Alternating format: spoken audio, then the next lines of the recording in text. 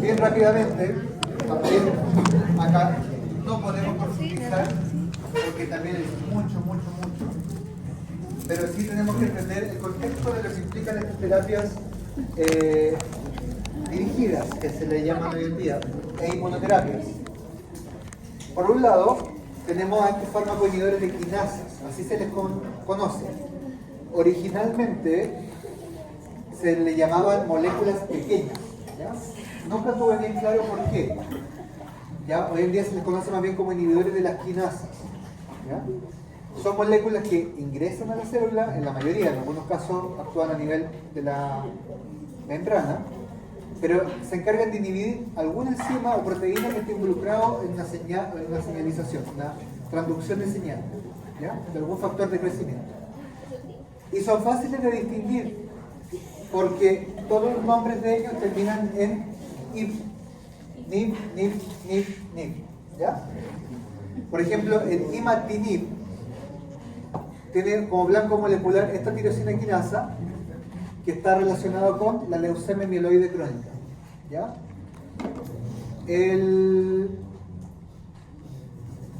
Por ejemplo, el sunitinib es un inhibidor del receptor de VEGF, ¿ya? Para el cáncer renal o hepatocarcinoma, y así, ¿ya?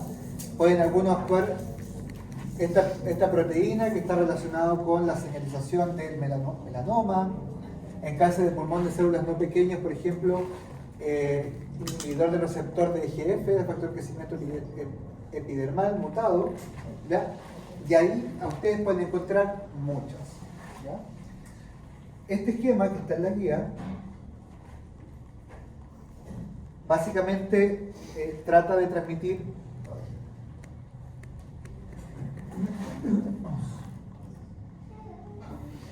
ahí, no.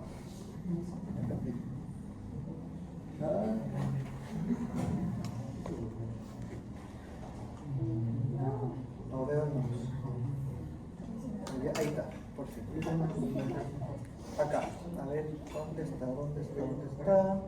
Ahí. Ese esquema es básicamente trata de transmitir esto. En cualquiera de las frentes de transducción de señal podemos encontrar enzimas específicas. Por ejemplo, antagonistas de factores de crecimiento, antagonistas del receptor del factor de crecimiento, inhibidores de la tirosina quinasa, inhibidores de la serina treonina quinasa, inhibidores citoplásmicos de receptores nucleares, inhibidores de la transcripción, inhibidores de la síntesis de ADN. En cualquiera de la cadena de síntesis están estas moléculas pequeñas que interfieren con esa cadena de señalización, ¿ya? Esos son todos los terminados como NIP, imatinib, ¿ya? ¿Qué ocurre ahora con los anticuerpos monoclonales? Que también son fáciles de identificar porque todos terminan en MAPS. ¿Por qué? Porque viene de monoclonal antibody, por eso es MAP. Trastuzumab, cetuximab, rituximab, bevacizumab son todos anticuerpos monoclonales. Y los anticuerpos monoclonales surgen como una estrategia terapéutica en el ámbito del cáncer, pero hoy en día también se amplía a muchas otras enfermedades, por ejemplo en asma, en alergias, para la artritis reumatoide, enfermedades reumatológicas.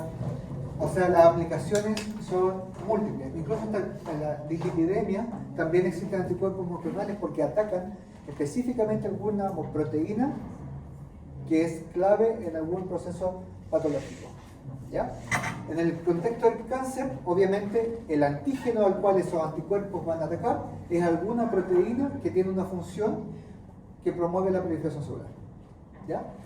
Por ejemplo, bloqueo del receptor de crecimiento, marcaje de células tumorales para destrucción inmunológica o inducción de apoptosis directa.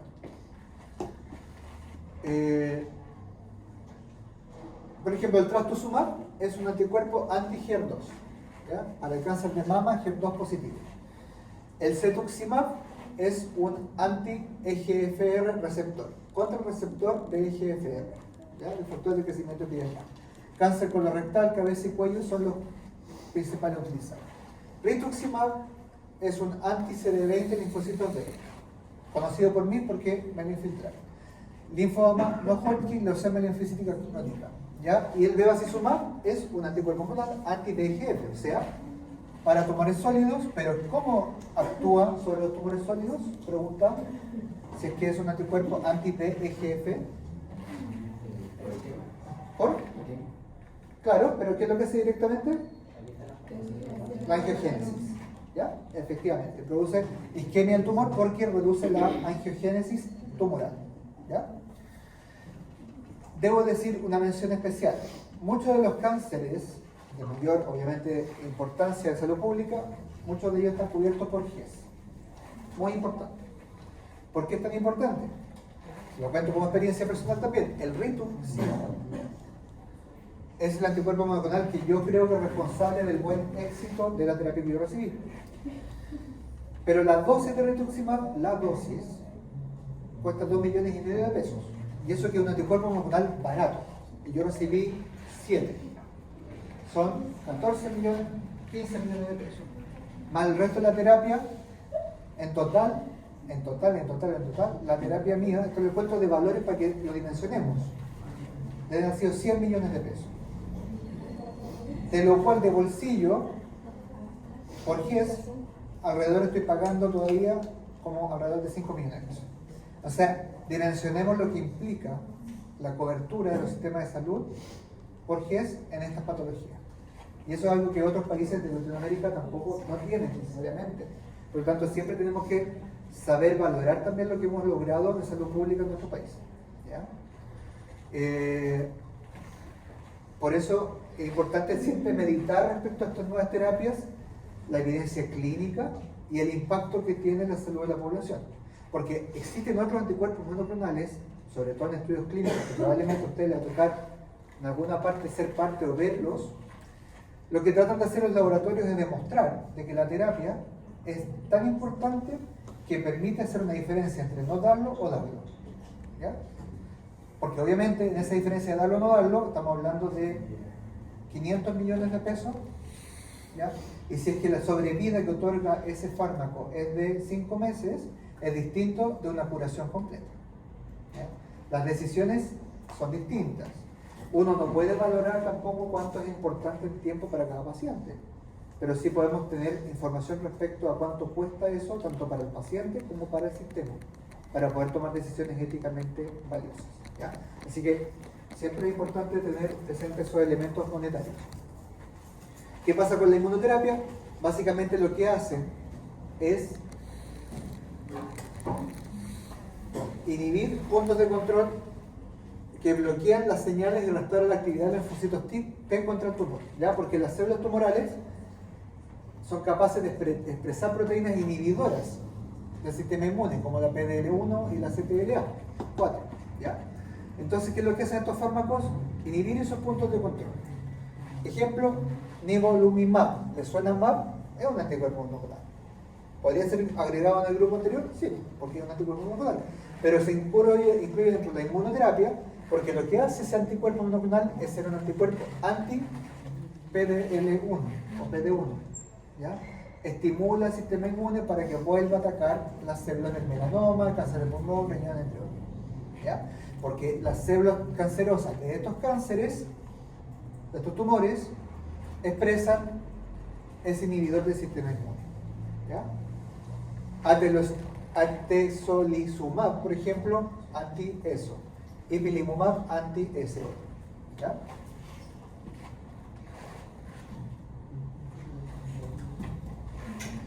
Ojo que estas imágenes me las está generando la inteligencia artificial y a veces son unas cosas pero aberrantes, así que por favor no piensen de que lo hice a propósito, pero se los digo, porque a veces me da vergüenza, ni las miro porque son unas cosas, de hecho en la última les va a dar risa probablemente. ¿Por qué es importante? Bueno, con la genotipificación tumoral podemos identificar estos blancos, podemos tener marcadores predictivos y personalizar la medicina. Esto está repetido. Hacer la CAR-T es como anecdótico, porque no es quimioterapia, necesito rigor.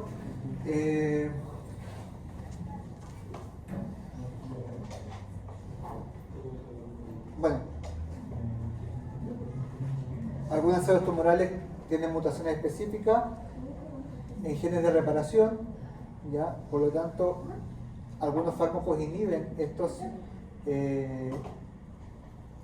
proteínas de reparación y de esa manera lo que hacen es impedir que el tumor, ¿cierto?, subsista, ¿ya? Se acumula el daño, la célula tumoral, y muerte celular selectiva en aquellas células tumorales que expresan estas moléculas de reparación del mismo tumor, ¿ya?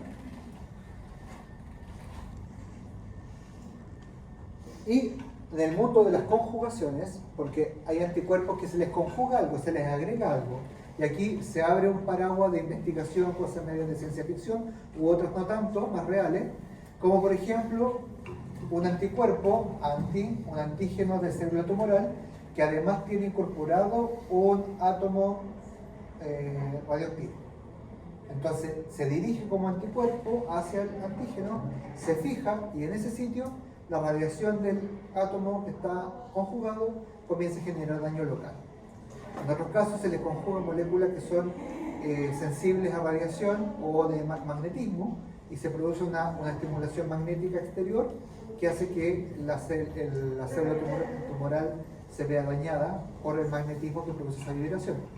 Lo que a ustedes se les ocurra puede haber acá en este ámbito de la investigación. También algunas herramientas diagnósticas, anticuerpos que marcan el tumor específico y ponen un contraste para poder identificar de mejor manera esa célula que está diseminada. Ya, esto ya no quiero alargarme mucho más. Para que vayamos a la última presentación del día de hoy, que es las reacciones adversas.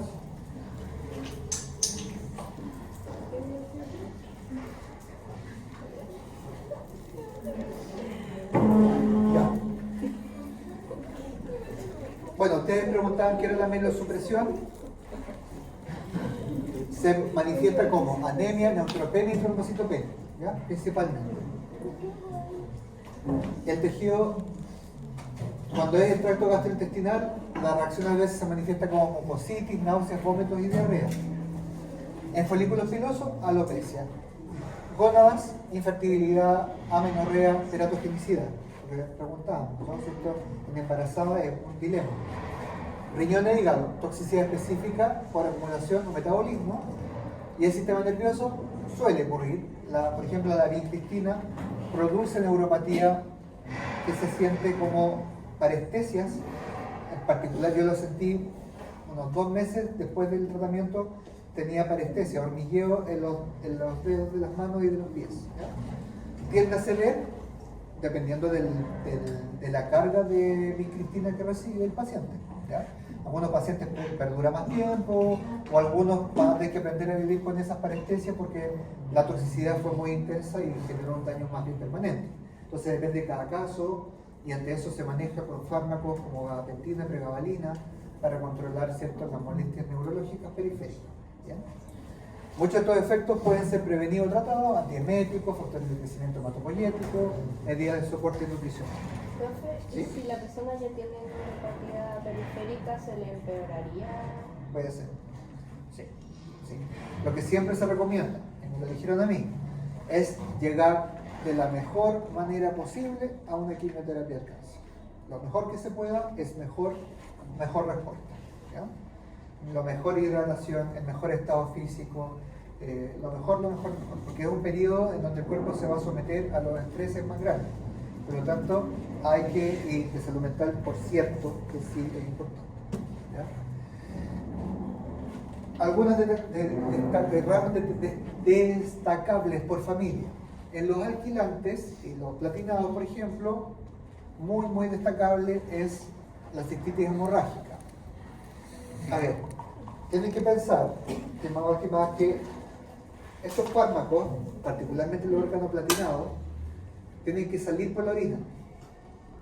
Por lo tanto, se espera de que el tiempo que permanezca el agente citotóxico en la vejiga, en el riñón, sea lo menos posible. El paciente que recibe estos fármacos debe hidratarse después mucho para eliminar lo más posible, lo más rápido posible de la vejiga el agente. Porque si permanece mucho tiempo, se puede producir una cistitis hemorrágica e inclusive puede ser factor de cáncer de vejiga secundario a la quimioterapia. Las quimioterapias también pueden producir cánceres como efecto adverso. ¿Ya?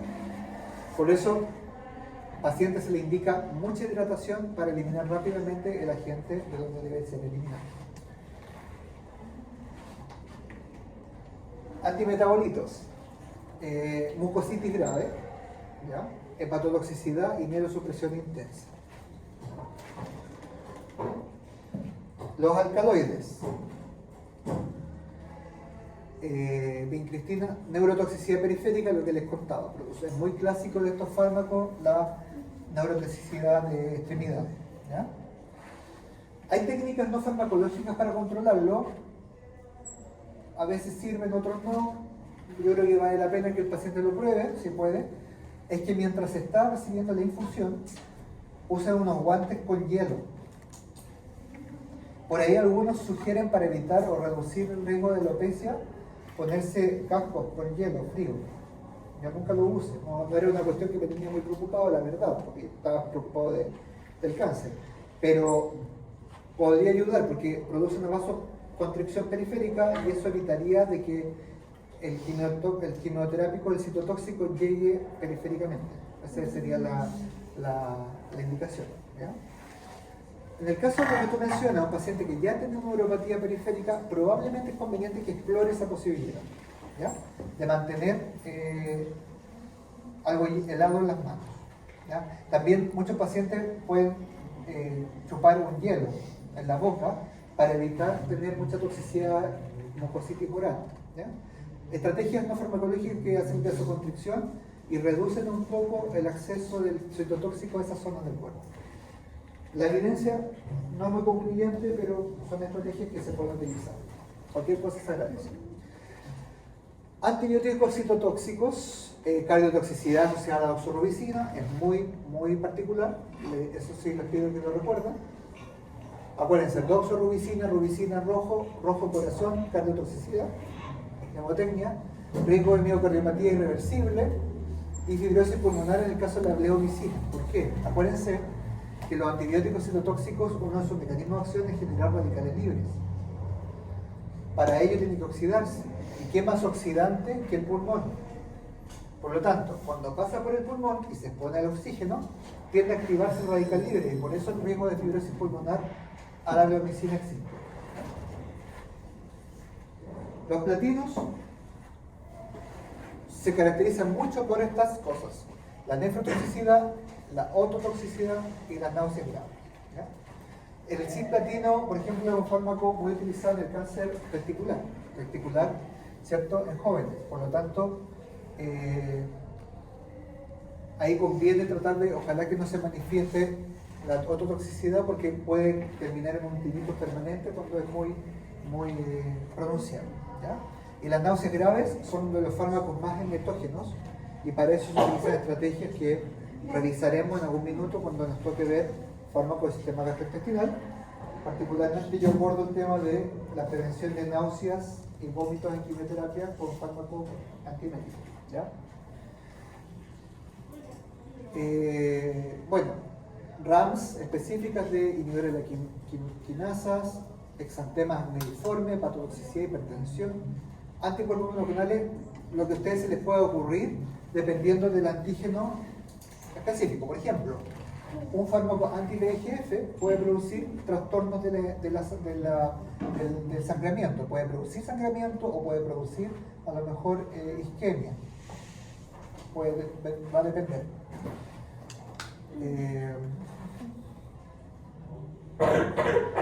¿Y cómo lo podemos mejorar? Por ejemplo, la emesis inducida por quimioterapia, antagonistas 5-HT3, son antieméticos como el ondansetron, renisetron. Corticoides también nos permiten controlar vómitos. Aprepitan, que es un antimético que junto con el granisetron se administra en aquellos fármacos de alta emetogenicidad. Y los cannabinoides siempre se mencionan porque podrían ayudar a controlar un poco las náuseas. Siempre va a estar la dualidad si es que cuando utilizamos cannabinoides de manera registral, legal, formal o no, habiendo otros agentes que pueden ser tanto o más efectivos que usar cannabinoides o directamente la marihuana. Es una cuestión que no vamos a poder dilucidar porque está en discusión política permanente. En casos refractarios que no responden a otro tratamiento que no sea los convencionales. ¿Ya? Aquí podemos tener miles de opiniones y podemos conversarlo mucho tiempo, que se nos escapa esta clase, pero sí, es una alternativa que está disponible en la literatura.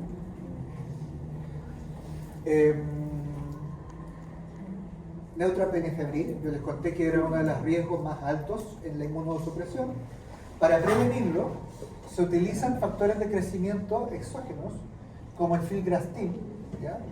Que lo que hace es estimular el crecimiento de colonias neutrófilas. Entonces, permite que el lapso de tiempo de recuperación de la neutropenia sea más breve y permite enfrentar cortamente un próximo ciclo de quimioterapia.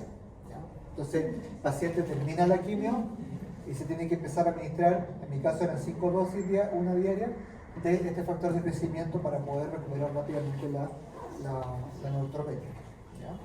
La trombocitopenia se puede, en el caso de escenarios graves, transfusión de plaquetas, cuando hay una trombopenia muy pronunciada que está produciendo hemorragia.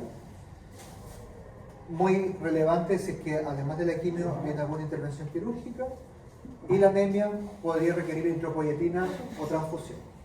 Lo más frecuente es atender la neutropenia con filgrastim. Esto es lo que predominantemente se hace. Ya hablamos un poco del síndrome de lisis tumoral. Tiene consigo riesgo de hiperuricemia, que lo controlamos con el alburinol. Acuérdense, el alburinol inhibe esta enzima, la santinoxidasa, que hace la santinoxidasa, transforma la aspirina en ácido úrico. Hay riesgo de hiperfosfatemia, hipocalcemia, hiperpotasemia, fallo renal agudo.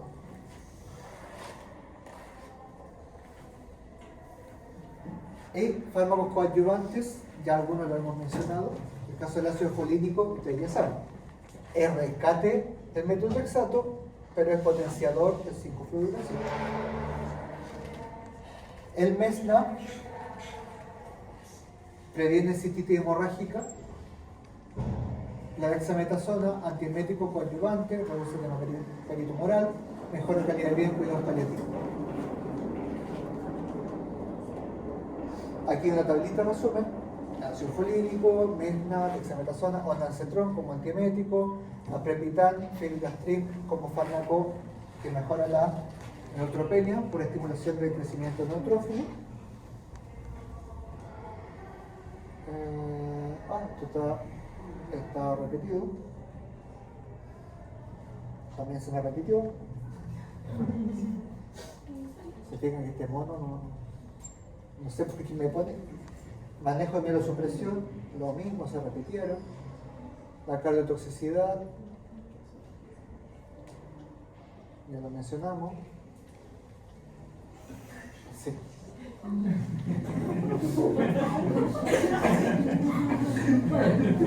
Sin comentarios. Lo vi. Esta clase, esta misma clase la tuve que hacer a 4 años. Porque como estamos con ustedes, esta compañía nueva, y no la había visto, la vi al final y yo teníamos que se reían. Usted no se hace eso, ¿no? O sea, si quieren producirle neurotoxicidad al paciente, háganlo ustedes con Ignacio. Ya. Ajuste de dosis. Bueno, ya hablamos de esto, ya se lo mencioné. Puede servir suplementos de magnesio y calcio para evitar, en el caso del feniplatino, ¿ya? Pero en general es uno de esos costos que el paciente normalmente está dispuesto a asumir en conformidad de manejar bien su cáncer. Solamente déjenme revisar aquí.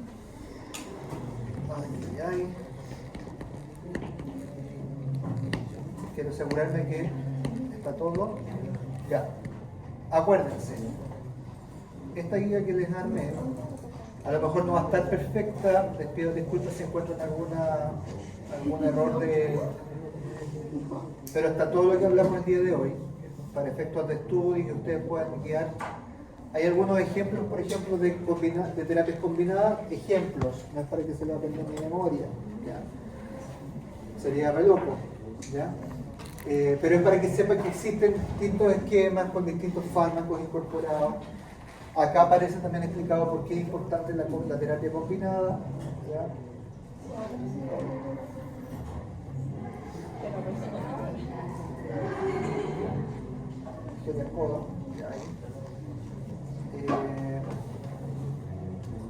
Sí, creo que lo abordamos todo lo que está acá. Conclusión. Ya, eso, conclusión. El cáncer, si se fijan, es una enfermedad compleja, con tratamientos complejos y requiere, ¿cierto?, de comprensión de ustedes de todas estas dimensiones, porque más de algún paciente el suyo le va a tocar atender y que esté en esta situación, porque más allá de tratar el cáncer, van a ustedes ser capaces de acompañar al paciente en la salud mental y también en efectos adversos o en comorbilidades, ¿ya? ¿Por qué es importante? Porque un paciente que está sometido a quimioterapia no va a ser lo mismo que un paciente que no está sometido a quimioterapia, porque su barrera hematoencefálica probablemente va a estar más permeable, porque va a ser un paciente que le va a costar más tragar los medicamentos, porque va a ser un paciente que va a tener un hígado cansado, por lo tanto es probable que después tengan ustedes que atenderlo en el sentido de su salud metabólica. Entonces, era importante que ustedes conocieran este tópico a este nivel, ¿ya? Así que nos estamos viendo. Si es que alguien no escanea su código, pasa por acá. Les estoy contando, chiquillos, qué pasa con la clase de la semana, ¿ya? Estoy tratando de coordinar ahí bien el doctor Mesa para que